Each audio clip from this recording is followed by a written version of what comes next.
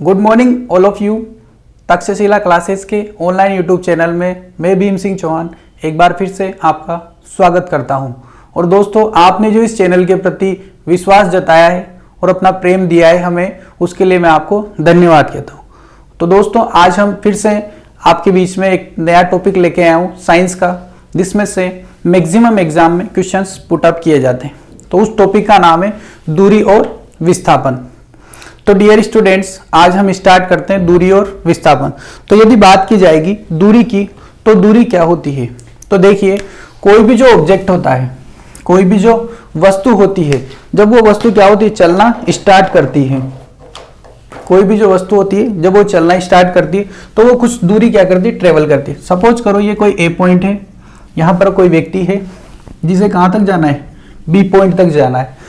अब ये जितना भी चलेगा ये सब क्या कहलाएगी, इसकी पथ की लंबाई। अब ये किसी भी दिशा में जा सकता है, तो दूरी बोला जाता है कुल पथ की लंबाई। कुल पथ की लंबाई, कुल पथ की लंबाई को ही दूरी कहा जाता है। और यदि बात की जाए विस्थापन की, डिस्प्लेसमेंट की, तो डिस्प्लेसमेंट के लिए क्या होता है, सपोज ये कोई व्यक्ति ए पॉइंट से चलना स्टार्ट करता है और ये बी पॉइंट तक जाता है, तो हमें यहां ये देखना होता है कि सबसे शॉर्टेस्ट लेंथ क्या है, सबसे छोटी दूरी क्या है। और यदि बात की जाए तो प्रारंभिक बिंदु और अंतिम बिंदु के बीच की न्यूनतम दूरी ही क्या कहलाती है, विस्थापन। तो प्रारंभिक बिंदु और अंतिम बिंदु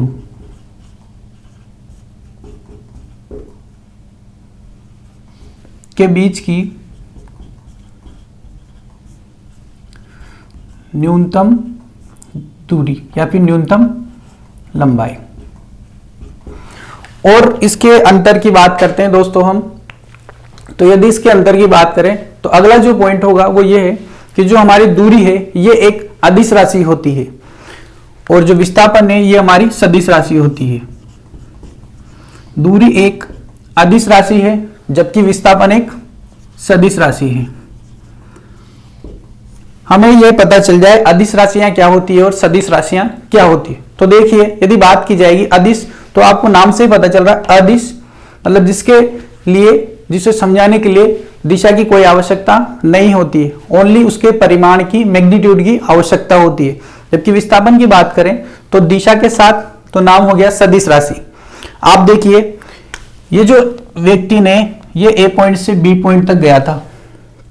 अब यदि बात करें अदिश के लिए, तो दूरी ये यहां से भी जा सकता है, इस पथ पे भी जा सकता है, इस पथ पे भी जा सकता है, यहां से भी जा सकता है और यहां से भी, किसी भी पथ को क्या कर सकता है, चूज कर सकता है। दिशा का इसके ऊपर कोई भी बाउंडेशन नहीं है, इसलिए कैसी राशि, अदिश। जबकि हमें विस्थापन के लिए क्या देखना होता है, सबसे शॉर्टेस्ट दूरी, सबसे छोटी लंबाई को देखना होता है। तो देखिए हमने, तो सबसे छोटी लंबाई क्या हुई, ये वाली। तो इसके लिए हमें दिशा देखनी पड़ी, इस दिशा में जाना होगा व्यक्ति को, इसलिए कैसी राशि होती, सदिश राशि। दूसरी बात करते हैं हम। अब हम बात करेंगे कि जो ये दूरी होती है और विस्थापन होती है, इनमें किसका मान 0 होता है, किसका मान धनात्मक होता है और किसका मान ऋणात्मक होता है। तो पॉइंट बाय पॉइंट में बात करता हूं आपसे। तो यदि कोई भी ऑब्जेक्ट जो गतिशील है, मोशन में है, उसकी दूरी कभी भी 0 नहीं हो सकती, जबकि उसका विस्थापन क्या हो सकता है, 0 हो सकता है। देखते हैं कैसे। जैसे मान लो ये कोई बच्चा है, इसके हाथ में एक बॉल है, इस बॉल को क्या करता है, ऊपर की ओर फेंकता है। ऊपर सपोज करो ये कितने मीटर पे जाती है, 5 मीटर हाइट पे जाती है। उसके बाद ये बॉल वापस इस बच्चे के हाथ में आ जाती है। तो अब यदि आपसे पूछा जाए कि इसमें कितनी दूरी है, तो देखिए इसकी जो दूरी है वो हो जाएगी 20 मीटर। कुल पथ की लंबाई, कुल पथ की लंबाई देखेंगे हम इसमें। और यदि विस्थापन की बात करें तो विस्थापन के लिए देखो प्रारंभिक और अंतिम बिंदु।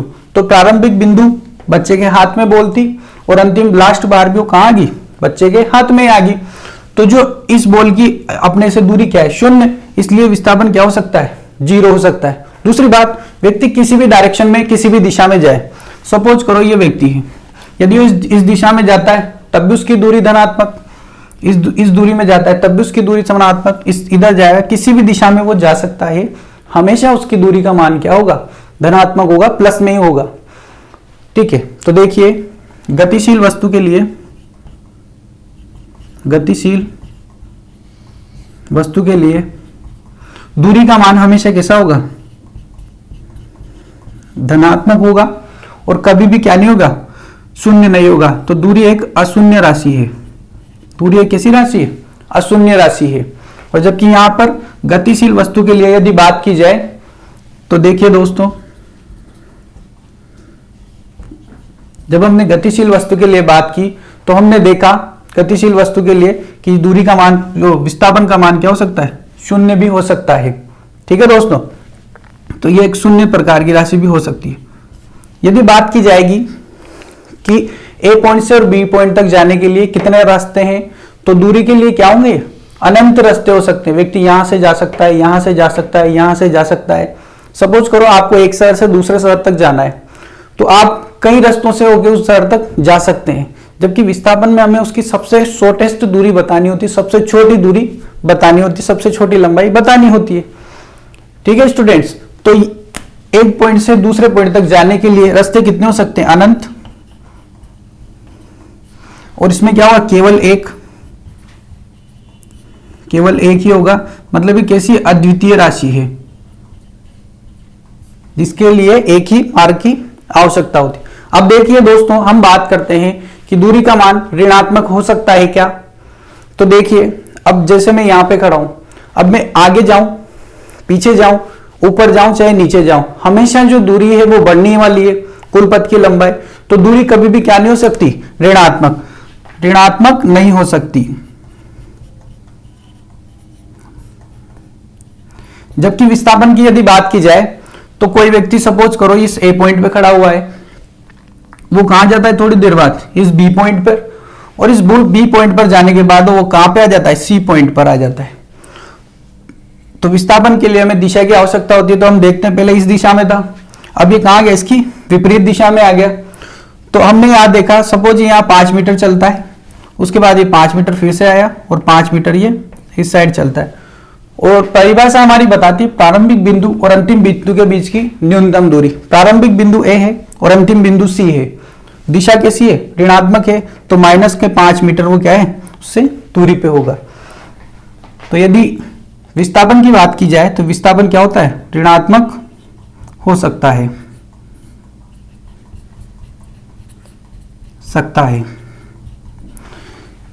अब हम दूरी और विस्थापन के ऊपर कुछ न्यूमेरिकल्स आते हैं, तो उन न्यूमेरिकल्स की भी बात कर लेते हैं।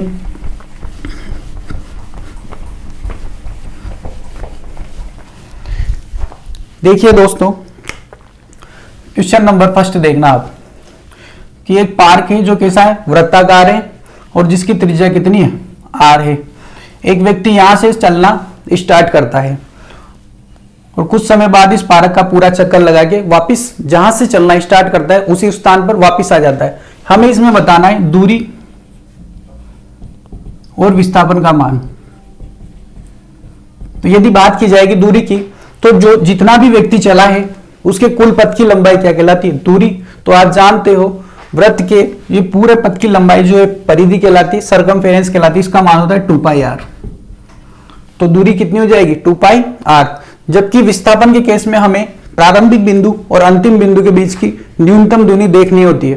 तो जब न्यूनतम दूरी देखी गई तो व्यक्ति चलना यहां से स्टार्ट हुआ था, पार्क का चक्कर लगा के वापस कहां आ गया, वहीं आ गया, तो इसका विस्थापन कितना हो जाएगा, 0 हो जाएगा। यदि हम नेक्स्ट एग्जाम्पल की बात करें तो ये देखो, अब ये व्यक्ति क्या है, ये वृत्त है, ये आधे पार्क में चक्कर लगाता है और ये चक्कर लगाना स्टार्ट करता है यहां से। अब ये व्यक्ति क्या करता है, इस टाइप से चक्कर लगा के इस स्थान पर आ जाता है। ठीक है दोस्तों, तो अब इस पॉइंट के लिए हमें दूरी भी निकालनी है और विस्थापन का मान भी क्या करना है, कैलकुलेट करना है। तो यदि दूरी की बात की जाएगी तो वृत्त का आधा जो पूरा होता था तो 2πr, तो इस 2πr में हम किसका भाग दे देंगे, 2 का, तो क्या आएगा πr। तो यहां से यहां तक की दूरी तो कितनी होगी, πr, और उसके बाद यहां से यहां तक की त्रिज्या कितनी होती थी r, और ये बाकी भी कितनी हो जाएगी r। तो आपका आंसर कितना आ जाएगा पाई r प्लस 2r। यहां से आप r को कॉमन ले लीजिए, तो आपका जो आंसर है वो आ जाएगा, देखिए मैं डायरेक्ट कॉमन लेके लिख देता हूं, पाई r प्लस 2r। अब देखिए r को यदि कॉमन लेते हैं तो पाई प्लस 2 आपका क्या आ जाता है, आंसर आ जाता है। अब यदि बात की जाएगी विस्थापन की, तो विस्थापन देखिए दोस्तों यहां से चलना स्टार्ट हुआ था, इतने के बाद वापस यहां आ गया, तो विस्थापन की मान कितना हो जाएगा, 0 हो जाएगा, 0 हो जाएगा। कुछ क्वेश्चंस मैं आपको करने के लिए दे देता हूं।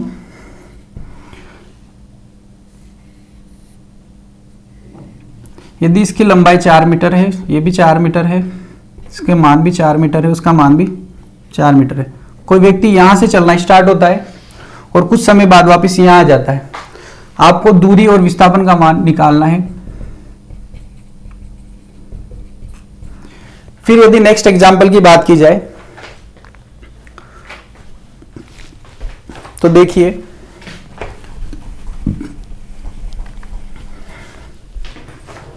इस पॉइंट के लिए बात करते हैं। व्यक्ति ए पॉइंट से चलना स्टार्ट होता है और कहां जाता है, वापस ए पॉइंट पे। सबसे पहले आप जो दूरी और विस्थापन के मान की गणना करेंगे वो यहां के लिए करेंगे, इस बी पॉइंट तक, ठीक है। ए टू बी के लिए आपको दूरी और विस्थापन की गणना करनी, उसके बाद आपको बी से सी के लिए दूरी और विस्थापन की गणना करनी है। फिर बात की जाए तो ए से ए टू डी के लिए आपको दूरी और विस्थापन की क्या करनी है, गणना करनी है, ठीक है दोस्तों। ये न्यूमेरिकल आप करेंगे, यदि आपको नहीं आता है तो मैं इसको नेक्स्ट सेशन में आपको कंप्लीट करवा दूंगा, लेकिन एक बार आप इसे करने का क्या कीजिए, प्रयास कीजिए। कुछ और उदाहरण है,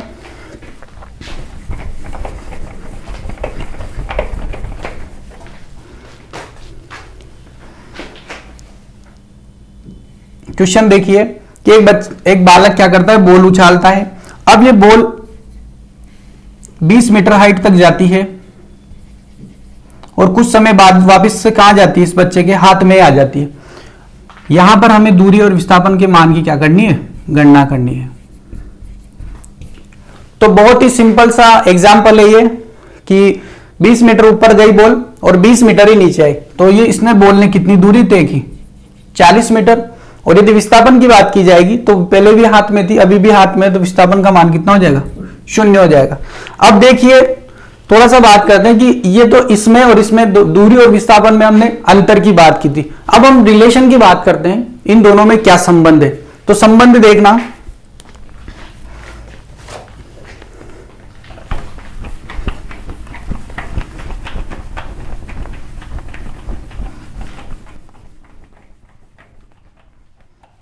संबंध की बात करते हैं तो जो दूरी होती है इसका मान हमेशा या तो बराबर होगा विस्थापन के, या फिर दूरी का मान हमेशा बड़ा होगा विस्थापन से। देखिए ये कोई ए पॉइंट है, यहां से कोई व्यक्ति चलना स्टार्ट होता है और इस बी पॉइंट तक पहुंचता है। तो हमने देखा कि इस केस में ए से बी के लिए उसकी दूरी और विस्थापन दोनों का मान क्या है, समान है। तो ये चिन्ह तो बराबर को दिखाता है, और जबकि ये ग्रेटर देन वाला चिन्ह होता है, ये दिखाता है कि व्यक्ति इस साइड से यदि जाता है तो उसकी दूरी क्या होगी, बढ़ जाएगी, किसकी तुलना में, विस्थापन की तुलना में। इसलिए ये संबंध इन दोनों में स्थापित किया गया है। और देखिए कि जो दूरी है और विस्थापन का जो अनुपात होता है वो हमेशा बड़ा होगा या बराबर होगा 1 के। दूरी और विस्थापन का जो अनुपात है वो हमेशा बड़ा होता है, बराबर होता है 1 के। यदि संबंध को आप क्या करोगे, उल्टा कर दोगे, तो वो केस भी देख लीजिए।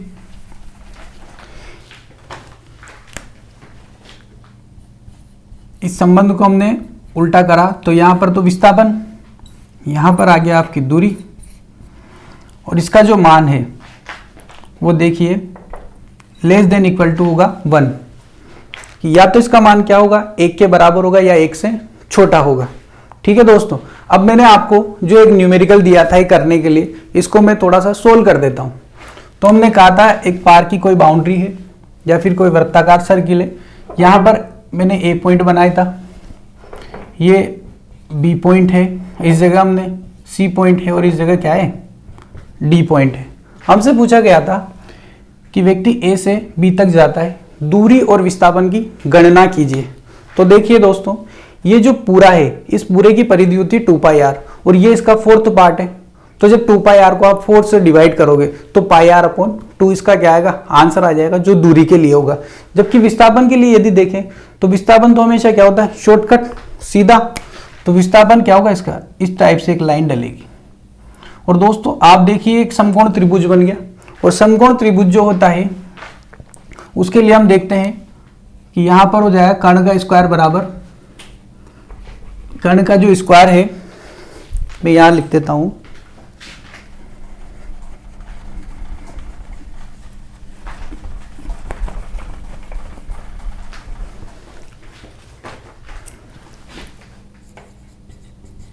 कर्ण का जो स्क्वायर है वो लंब के स्क्वायर प्लस आधार के स्क्वायर के क्या होता है, बराबर होता है। तो देखिए यहाँ से यहाँ तक की दूरी, और ये कितनी हो जाएगी, आर का स्क्वायर प्लस आर का स्क्वायर, और ये कर्ण हो गया, इस पूरे के ऊपर रूट लग जाएगा। तो आंसर क्या आ जाएगा, r square plus r square 2r square पूरे के ऊपर रूट। तो जो आंसर आएगा वो आएगा √2r। इसी प्रकार से आप बी से सी तक की दूरी भी निकाल सकते हैं। यहाँ पर ए से सी तक की दूरी निकालें और इसके बाद आप ए से डी तक की दूरी और विस्थापन भी निकाल सकते हैं। ये हमने कुछ बातें की थी जो दूरी और विस्थापन में अंतर को बताती है। अब हमसे एग्जाम में कुछ और क्वेश्चंस पूछे जाते हैं दूरी से रिलेटेड। जैसे हमसे पूछा जाएगा दूरी का मात्रक क्या होता है, दूरी मापक यंत्र को क्या कहा जाता है, तो इसके बारे में हम थोड़ी सी बात करते हैं। और दूरी के कुछ बड़ी यूनिट होती है और कुछ छोटी यूनिट होती है, दूरी की कुछ मापन की बड़ी यूनिट भी होती है, उसका भी हम थोड़ा सा अध्ययन करेंगे। तो एक बार मैं इस पूरे को रब कर देता हूं।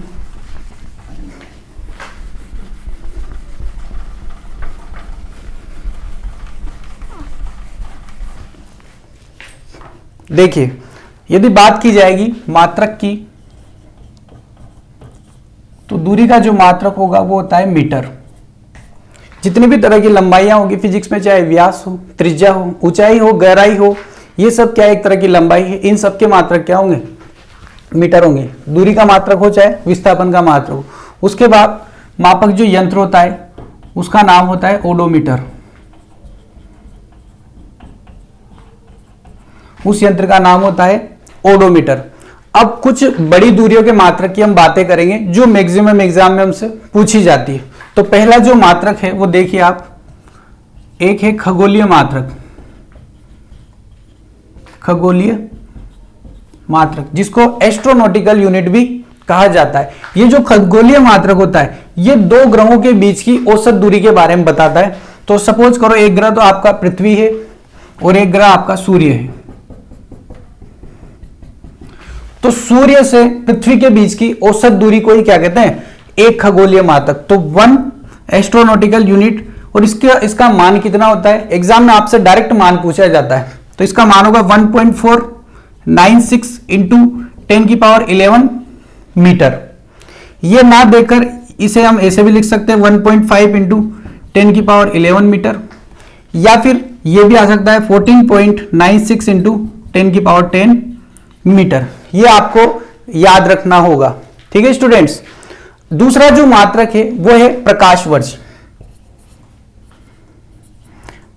प्रकाश वर्ष इंग्लिश में इसे बोला जाता है लाइट ईयर। यदि बात की जाए लाइट ईयर की, प्रकाश वर्ष की, तो प्रकाश के द्वारा एक वर्ष में जो भी दूरी तय की जाती वो क्या कहलाती, प्रकाश वर्ष कहलाती। तो यहां देखना कि जो दूरी होती है उसका फॉर्मूला क्या होता है, चाल इंटू समय। अब प्रकाश वर्ष निकाल रहे हैं तो चाल किसकी होगी, प्रकाश की। और आप जानते हो प्रकाश किस चाल से गति करता है, तो वो करता है 3 इंटू 10⁸ मीटर। और यदि किलोमीटर में पूछा जाएगा तो 3 इंटू 10⁵ किलोमीटर पर सेकेंड। समय 1 साल, तो 1 साल में कितने दिन होते हैं, 365 दिन होते हैं। और एक दिन में कितने आवर होते हैं, 24 आवर होते हैं। और 1 आवर में कितने मिनट होते हैं, 60 मिनट होते हैं, और 1 मिनट में कितने सेकंड होते हैं, 60 सेकंड होते हैं।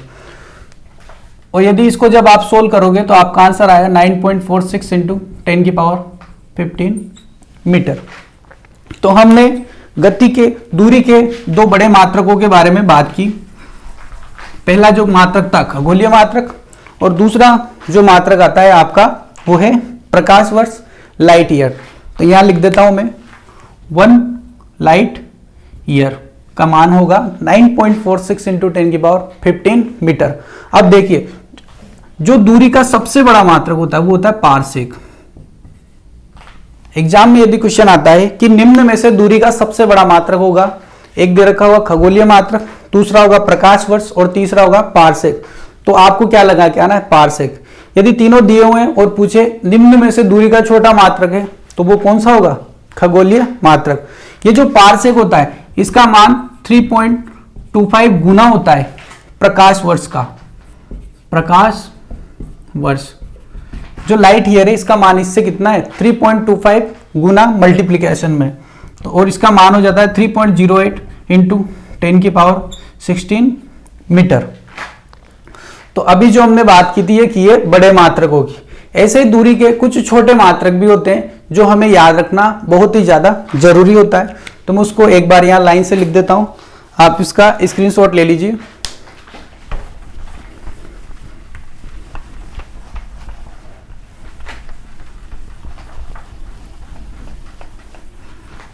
तो यदि शुरुआत करें तो देखिए 1 फेम्टो मीटर, इसका मान यदि देखा जाए फेम्टो का तो ये होता है 10 की घात -15 मीटर। ऐसे यदि एग्जाम में आ जाए 1 एंगस्ट्रॉम, तो 1 एंगस्ट्रॉम का मतलब होता है 10 की घात -10 मीटर। और डियर स्टूडेंट्स ये जो छोटे मात्रक है, यदि आप परमाणु की बात करोगे तो ये एग्जाम में क्वेश्चन आता है परमाणु किस कोटि का है, परमाणु का आकार किस कोटि का है, तो उसका आंसर होगा 10 की पावर -10 मीटर। यदि आपसे नाभिक के व्यास की पूछा जाता है कि उसके व्यास कितनी कोटि है, तो वो हो जाती है 10 की पावर -15 मीटर। यदि और देखें तो यदि एग्जाम में 1 नैनोमीटर, तो नाम से पता चल रहा है नैनो 9, तो 10 की पावर -9 मीटर इसका राइट आंसर होगा। यदि आ जाए 1 माइक्रोमीटर, तो इसका मान होता है 10 की पावर -6 मीटर। फिर यदि एग्जाम में ऐसा कुछ आ जाए 1 मिलीमीटर, तो इसका मान होता है 10 की घात -3 मीटर।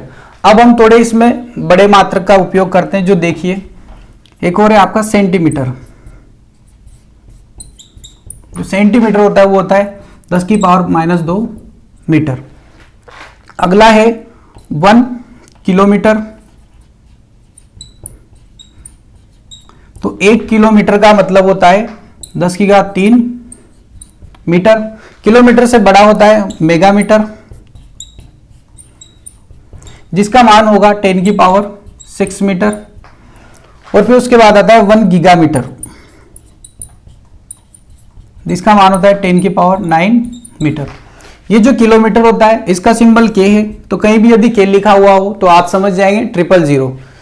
इसका सिंबल एम है जो मेगा होता है, और इसका सिंबल क्या होता है जी, जो आपके मोबाइल में जीबी आता है, 1 GB आता है। इसका मतलब 10 की पावर 9 GB हमारे मोबाइल में होता है। ठीक है स्टूडेंट्स, तो ये कुछ जरूरी मात्रक थे जो मैंने आपको बताया दूरी और विस्थापन से रिलेटेड। यदि एग्जाम में क्वेश्चन आता है तो हमारी ये कोशिश है कि 99.99% इन्हीं में से कुछ आ जाए। फिर भी हमारी टीम और हम दिन रात आपके लिए प्रयास कर रहे हैं। और दोस्तों यदि आपको ये चैनल अच्छा लगता है तो आप इसको सब्सक्राइब कीजिए, लाइक कीजिए और शेयर कीजिए, और आपका जो प्रेम है वो ऐसे ही हमारे प्रति बनाए रखिए।